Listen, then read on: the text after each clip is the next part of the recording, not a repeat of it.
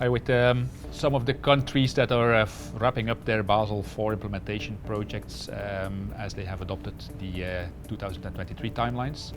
We also wanted to give an update of where Europe is in the process, because Europe is still pretty much in the adoption process.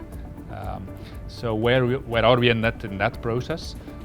It's already dated back to 2019 that the European Banking Authority published their proposal, because it's their responsibility to make a proposal to localize the rules, the BCBS framework, towards a European context.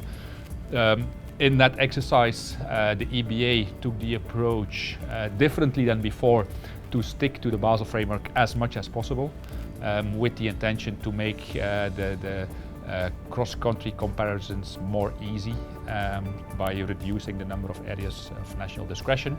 So, as outcome of that process, the European Commission had published their 2021 banking package, as it's called, back in October 2021 that was. And with that package, they first of all delayed the implementation date from 2023 to 2025.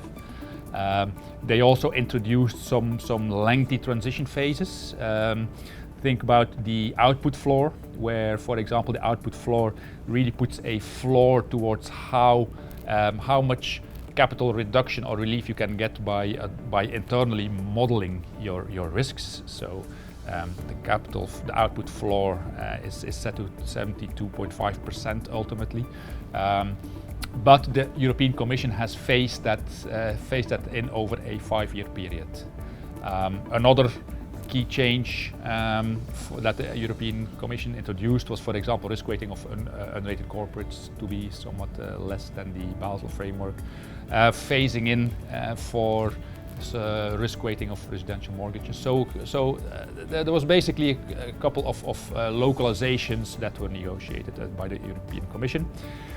Then earlier this month, the European Council then announced that they largely agree with the proposal of the European Commission. They took around 1 year to further align on that package.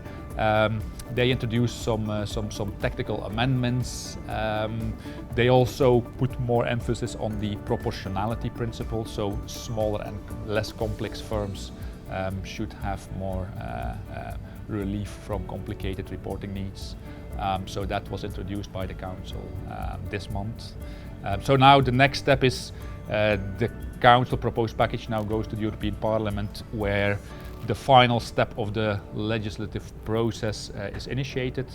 The parliamentary majority needs to be gathered behind that Council proposal before it can be written into law.